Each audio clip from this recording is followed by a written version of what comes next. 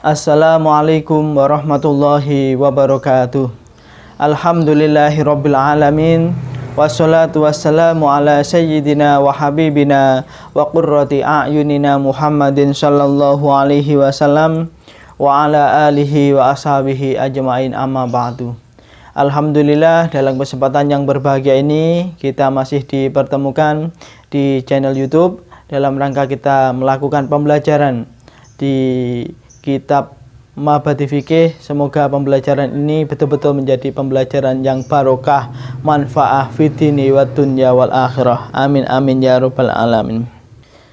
Melanjutkan materi yang kemarin, untuk kali ini kita akan membahas tentang mandi. Mandi ini bahasa Arabnya adalah al-huslu. Al-huslu pada huruf ghainnya dibaca dhammah. Al-huslu itu artinya mandi. Kalau al-ghuslu pada huruf ghainnya dibaca fathah, al-ghuslu terbaca demikian, itu artinya membasuh. Kita bacakan dulu untuk maknanya. Nanti akan saya jelaskan untuk maksud dari keterangan tersebut. Bismillahirrahmanirrahim.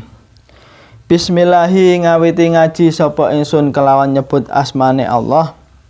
Ar-Rahmani zat kang welas asih ing dalem donya lan akhirat. Ar-Rahimi zat kang welas asih ing dalem akhirat bloko. Al-huslu utawi iki iku bab mertelake adus. Mujibatul husli utawi pira-pira perkara kang majibake hadus iku al-janabatu jinabat. Liqaulihi ta'ala, krana dawe Allah Ta'ala, A'udzu billahi minasyaitonir rajim, wa in kuntum junuban fattahharu. Wa qalihi sallallahu alaihi wasallam, idza taqa al-hitanani aw masal hitanu al-hitana wajaba al-huslu. Maknanya begini. Wa in kuntum lan lamun ana sapa sira kabeh iku junuban wong kang junub, fattahharu mongko padha sesuciya sapa sira kabeh. Wa qalihi sallallahu alaihi wasallam, lan dawuhe Kanjeng Nabi Muhammad sallallahu alaihi wasallam, idza taqa ing dalem arikalane tetemu apa alhitanani persunatan loro, au massa utawa demok apa alhitanu persunatan, sing dimaksud alat kelamin, demok alhitana ing alat kelamin kang liya, wajaba mongko wajib apa alhuslu adus. Begini, perkara-perkara yang mewajibkan untuk mandi itu diantaranya adalah jinabat. Jinabat itu adalah keluarnya air sperma dari seseorang, baik itu laki-laki atau perempuan. Ini mewajibkan mandi. Misalkan kok ada orang ini mimpi basah, tidur di malam hari mimpi basah, ada basah-basah di alat kelaminnya, ada air sperma yang keluar, maka ini mewajibkan untuk mandi. Jadi kalau mau sholat harus dia mandi dulu. Kalau tidak mandi ini tidak sah. Yang dimaksud mandi adalah mengguyur seluruh anggota tubuh ini, mulai ujung rambut sampai ujung kaki, semuanya harus terbasuh dengan air. Mulai kulitnya, rambut-rambut yang ada di tubuhnya, rambut kepala, mungkin rambut ketiak, rambut kemaluan, semuanya harus terbasuh. Misalkan yang laki-laki ada jenggotnya, ini semuanya juga harus terbasuh. Semuanya harus terbasuh, kulit-kulitnya juga demikian. Harus semua terkena air. Kalau tidak terkena air, ini tidak sah. Ini bukan yang disebut dengan mandi. Kemudian kuku-kukunya juga dibersihkan, sehingga air bisa mengenai kuku itu. Tidak boleh ada penghalang. Kalau penghalang ada, ya terdapat penghalang pada kukunya, maka mandinya juga tidak sah. Itu yang disebut dengan mandi. Jadi untuk yang pertama, jinabat itu mewajibkan seseorang untuk mandi. Atau yang kedua, ini termasuk yang mewajibkan mandi. Dalilnya adalah dari sabda Nabi Muhammad SAW, idza taqa al-hitanani aw masal hitanu al-hitana wajaba al-huslu. Ketika dua alat kelamin ini bertemu, baik laki-laki atau perempuan, maka ini mewajibkan untuk mandi. Jadi bertemu saja itu sudah mewajibkan mandi, walaupun itu tidak keluar sperma. Jadi intinya yang mewajibkan mandi itu misalkan ada suami istri ini bersetubuh. Kok alat kelaminnya laki-laki sudah masuk ke alat kelamin perempuan, walaupun di situ tidak keluar sperma, ini telah mewajibkan untuk mandi. Atau yang berikutnya, tidak melalui proses bertemunya alat kelamin, ini kok keluar sperma juga mewajibkan mandi. Terlebih kalau dia itu bertemu dua alat kelamin kemudian dia mengeluarkan sperma, itu lebih pasti lagi, berarti dia mesti mewajibkan untuk mandi. Karena ada dua alasan. Yang pertama, bertemunya dua alat kelamin. Yang kedua, karena ada air sperma yang keluar. Begitu ya. Kemudian yang berikutnya, asani utai kang kaping pindho iku al haidu haid. Liqoulihi ta'ala, krana dawe Allah Ta'ala, wala taqrabuhunna hatta yadhurna. Wala taqrabuhunna, lan aja padha ngeparek sapa sira kabeh ing wadon hatta yadhurna, sehingga padha suci sapa pira-pira wadon. Jangan kalian semua yang laki-laki ini mendekati para perempuan yang sedang haid sampai para perempuan itu suci kembali. Ini maksudnya apa? Ketika ada seorang suami punya istri dan istrinya dalam keadaan haid, maka dia tidak boleh mendekati istrinya. Tidak boleh mendekati itu artinya bagaimana? Maksudnya dia itu tidak boleh bersenang-senang dengan istrinya pada bagian tubuh ma baina surah wal rukbah, yaitu pada bagian tubuh di antara pusar dan lutut. Ini tidak boleh, harus ditutupi. Kalau yang lainnya itu boleh, jadi atasnya pusar ini masih boleh, bawahnya lagi juga masih boleh. Yang tidak boleh itu bersenang-senang di antara anggota tubuhnya ma baina surah, sesuatu yang di antara pusar war rukbah dan kedua lututnya, ini tidak boleh. Wa qalihi sallallahu alaihi wasallam, lan dawe Kanjeng Nabi Muhammad sallallahu alaihi wasallam, idza aqbalat al haidatu fata'i as-salata fa idza dhahaba qatruha fasili anki ad-dama summa sholli. Nabi pernah dawuh, idza akbalat ing dalam ari kalane madhep apa al haidatu haid. Madhep itu artinya teko. Idza akbalat ing dalam ari kalane madhep utawa teko apa al haidatu haid, fadai mongko tinggalo sapa sira wadon nggih. Fadai mongko tinggalo sapa sira wadon as-sholata ing salat. Fa idza dhahaba mongko ing dalem ari kalane ilang apa qadruha kira-kirane haid, fasili mongko maswa sapa sira kabeh angki saking sira wadon adama ing getih summa sholli mongko nuli salat sapa sira wadon.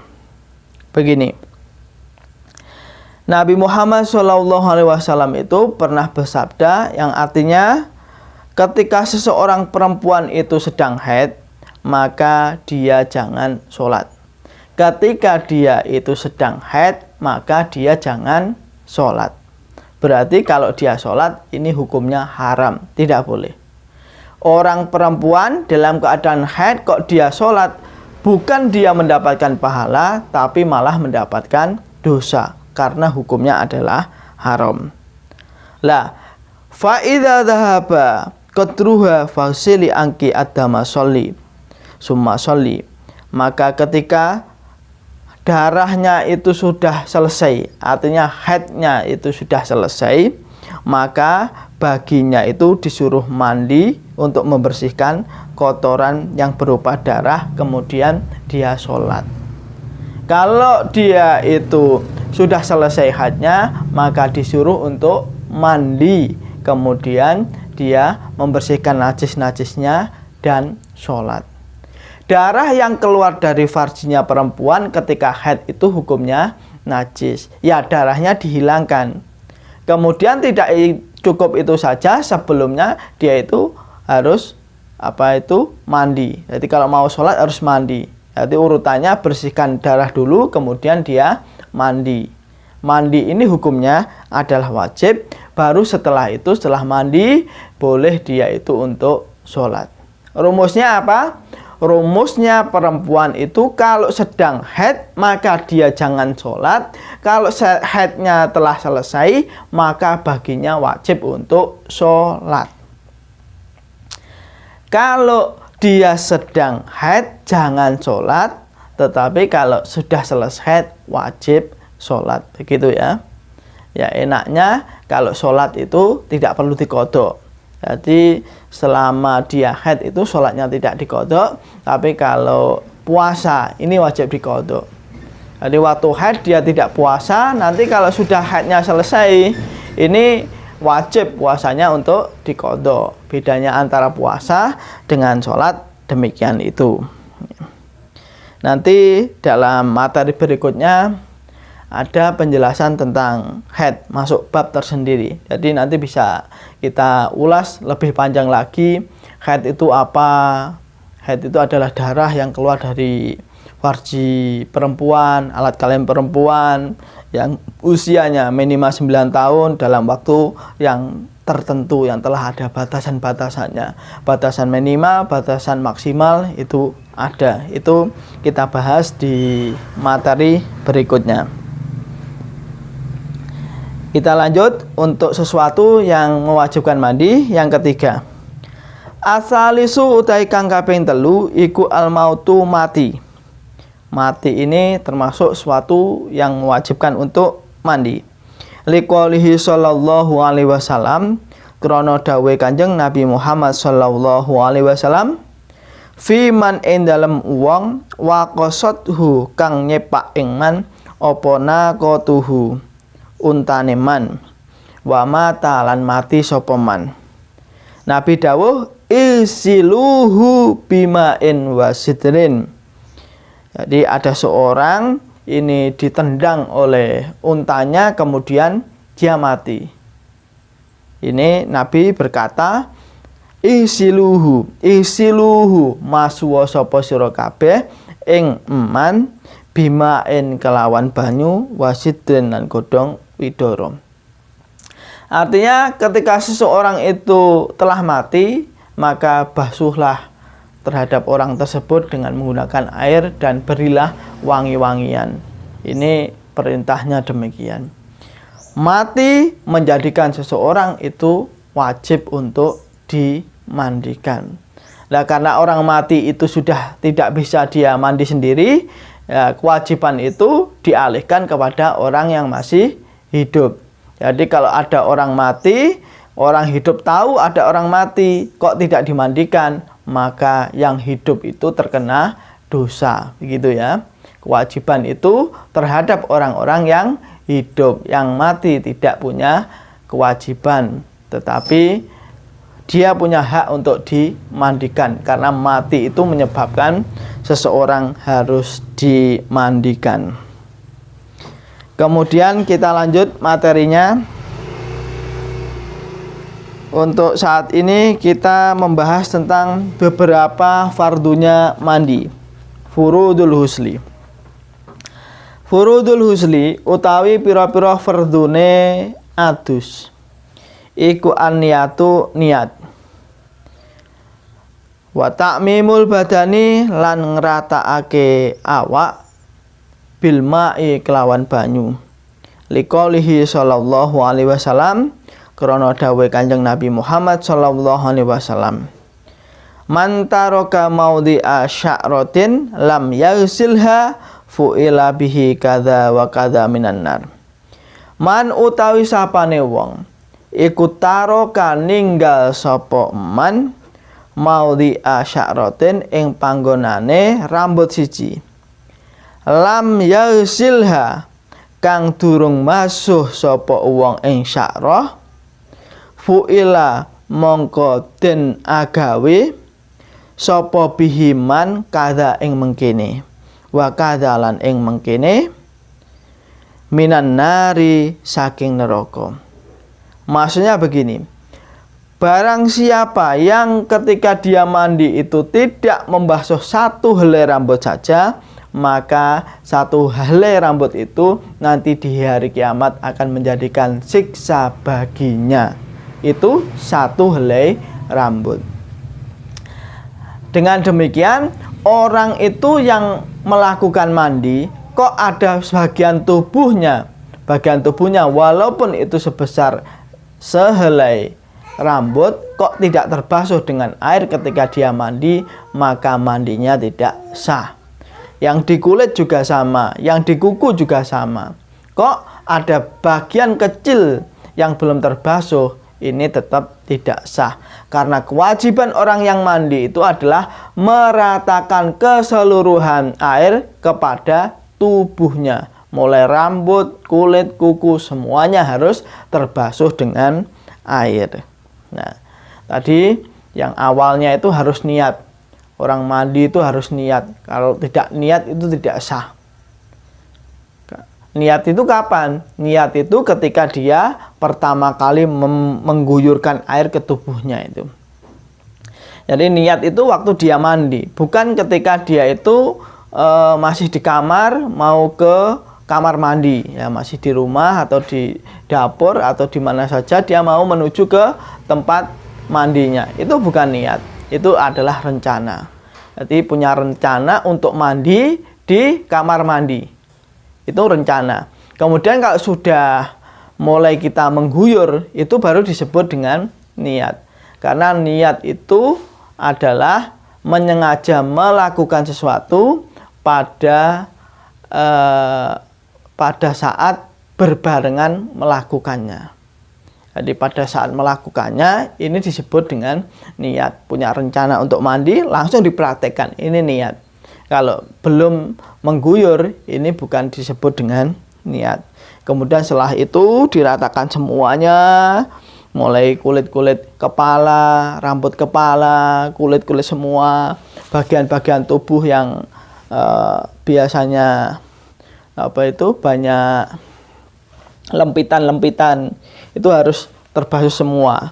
Yang gendut biasanya itu banyak, istilahnya wong Jawa ngarani welut.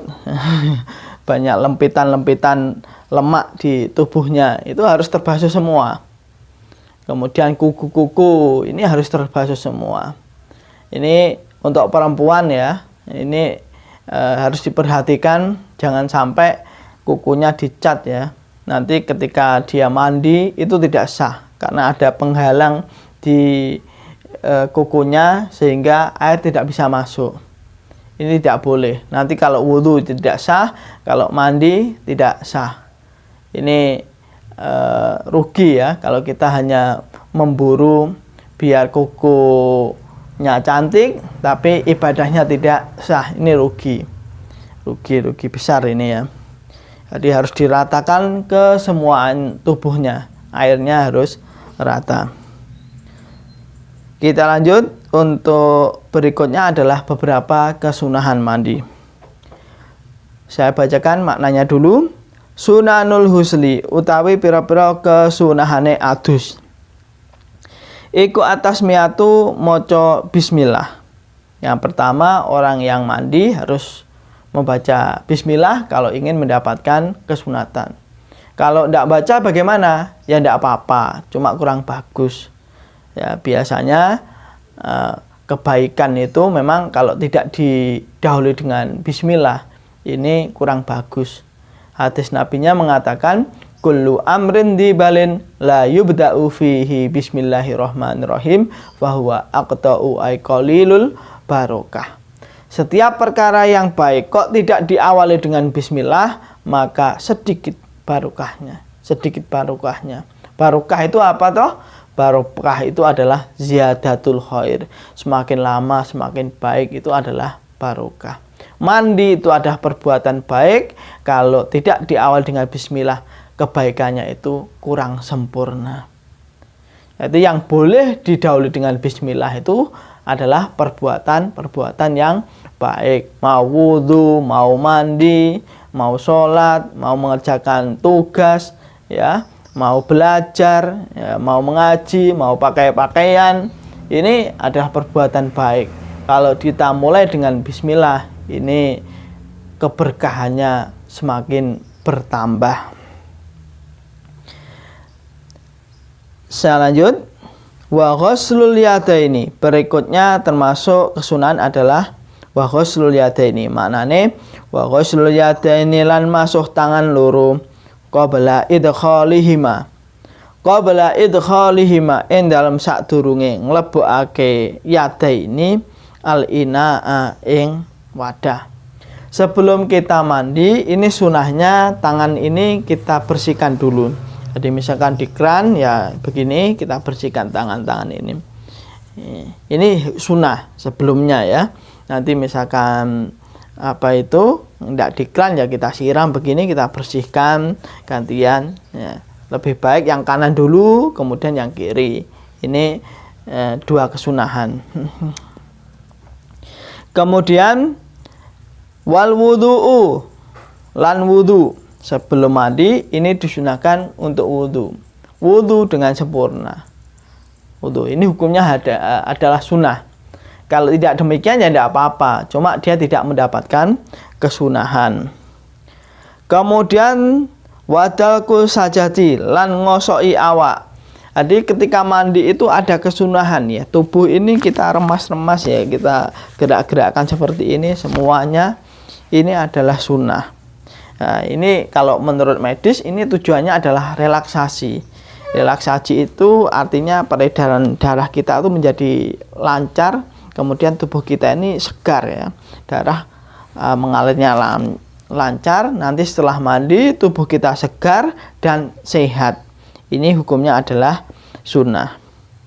Wabalus sa'ri lan nelesi rambut. Jadi sebelumnya itu ada kesunahan lagi, ini dibasahi. Ini kalau menurut medis, maksudnya kenapa kok harus begitu? Harus dalam artian sunnah ya.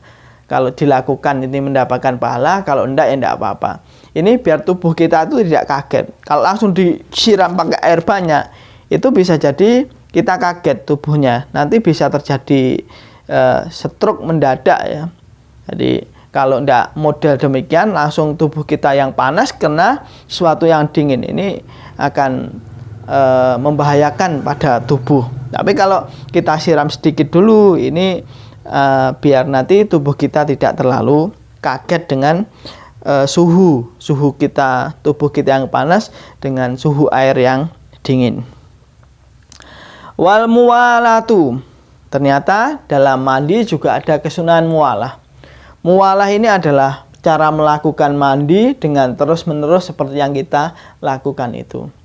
Jadi mulai kita basuh kepala, kemudian tubuh, tangan, kaki, semuanya itu kan biasanya langsung ya. Langsung itu dalam artian ketika kita membasuh anggota tubuh yang satu ke tubuh yang lainnya itu belum kering basuhannya. Belum kering basuhannya kan langsung. Sebetulnya kalau tidak langsung ini juga sah-sah saja. Sah-sah saja. Misalkan ada orang ini pengen mandi junub ya, mandi yang wajib. Ini dia lekas mulai mandi, basuh kepala dulu ya, basuh kepala dulu. Kebetulan setelah habis basuh kepala, ini listriknya mati, airnya habis. Kemudian dia berhenti untuk mandi, nunggu sampai air ada lagi, misalkan 2 jam berikutnya. Nah, 2 jam berikutnya itu dia melanjutkan itu boleh. Jadi nanti ketika mandi yang berikutnya, bagian kepala itu tidak dibasuh, hanya basuh ini ke bawah semuanya. Ini sah karena ini telah meratakan air ke seluruh tubuh. Ya, kepalanya kan tadi sudah dibasuh, yang lainnya basuhnya di berikutnya. Cuma antara basuhan kepala dan antara basuhan tubuh yang lainnya itu ada tenggang waktu yang ukurannya itu basuhan pertama sudah kering. Ketika kita membasuh ini, kepala ke bawah ini, basuhan ini sudah kering. Ini mandinya tetap sah, tetapi tidak mendapatkan kesunahan mualah. Sama dengan orang wudhu kemarin. Kalau wudhunya kita itu sudah betul dan itu mendapatkan kesunahan mualah. Mualah itu artinya wudhu yang dilakukan terus menerus. Ini kalau dalam bab wudhu ya. Karena wudhu kita itu membasuh wajah, kemudian membasuh tangan, kedua ini, kemudian mengusap sebagian kepala, kemudian membasuh kaki. Ini kita lakukan terus menerus. Ini mualah. Jadi selain benar dan itu mendapatkan kesunahan mualah. Sebetulnya orang wudhu itu pertama basuh wajah dulu, wajah, kemudian berhenti dia 1 jam berikutnya setelah ini kering, kemudian basuh tangan ini yang kanan dulu, 1 jam berikutnya yang kiri, 1 jam berikutnya ngusap kepala, 1 jam berikutnya basuh kaki kanan, 1 jam berikutnya basuh kaki kiri. Ini boleh dan sah, tetapi dia tidak mendapatkan kesunahan mualah. Mualah itu adalah melakukan suatu ibadah, baik itu wudhu ataupun mandi seperti di bab ini, dalam model terus menerus ya, begitu. Selanjutnya termasuk kesunahan adalah wal ibtida'u bi husli syaki. Wal ibtida'u lan ngawiti bi husli syaki, kelawan masui anggota al aimani kang tengen. Jadi dalam cara membasuh itu ada anggota tubuh bagian kanan dan bagian kiri. Jadi separuh yang kanan dulu, kemudian separuh yang kiri. Ini selain betul, dia juga mendapatkan kesunahan. Umpama dibalik, kiri dulu kemudian kanan, ya sah saja. Mandinya tetap sah karena ini tidak wajib. Dicampur kanan kiri ya tetap sah. Ini hukumnya hanya sunnah. Cuma dalam prinsip beribadah itu, kalau suatu yang baik itu, maka yang lebih utama kita pakai yang kanan dulu, didahulukan yang kanan. Seperti hanya wudhu juga sama. Seperti orang pakai pakaian, pakai baju, pakai celana, itu baiknya yang kanan dulu, nanti kalau melepas yang kiri. Sebaliknya kalau suatu yang jelek, mau ke kamar mandi, mau ke jamban, ini kita didahulukan kaki kirinya. Jadi kalau mau masuk ke jamban, ke kamar mandi, kaki kirinya. Kalau keluar, ini kaki kanan dulu. Sebaliknya ke masjid kaki kanan dulu masuk, kalau keluar kaki kiri dulu, begitu ya. Ya, saya ulangi, bi ghusli syaki, kelawan masuk anggota al aimani kang tengen, sumal aisari nuli kang kiwa. Yang kanan dulu baru kemudian yang kiri. Summa sabul mai, mongko nuli ngesokake banyu ala roksi ing atase sirah. Jadi tadi sudah ada kesunahan kita basahi dulu bagian kepala, jadi basahi itu sedikit biar tidak kaget ya tubuh kita seperti tadi. Kemudian setelah itu semua, cara kita membasuh itu kita basuh bagian tubuh bagian kepala dulu. Summa sabul mai, mongko nuli basuh banyu. Summa sabbul mai, mongko nuli ngesokake banyu ala roksi ing atase sirah. Wa takhiru huslir rijlaini, lan ngakhirake wasuhan sikil loro. Jadi basuhan kaki ini diletakkan di akhir. Umpama dhisik ya ndak masalah, kaki dulu ndak masalah, kepalanya belakangan ndak masalah. Ini hukumnya adalah sunnah. Jadi intinya ketika kita mandi itu yang terpenting ada niat, kemudian seluruh tubuh ini semuanya terbasuh dengan air, itu pasti sah. pasti sah semuanya ya, mulai rambut, kulit, kuku semuanya terbasuh dengan air, ini sah. Nah, untuk kesunahan diantaranya baca bismillah, anggota yang kanan didahulukan sebelumnya wudhu. Ini adalah sifatnya sunnah. Sunnah itu dalam artian kalau kita ingin mendapatkan pahala yang lebih besar, ya yang sunnah ini juga ikut dilakukan. Demikian ya untuk materi kali ini. Apabila ada pertanyaan bisa disampaikan di kolom komentar atau chat pribadi di WA saya ya. Nanti akan kita diskusikan bersama. Ada kurang lebihnya mohon maaf. Wassalamualaikum warahmatullahi wabarakatuh.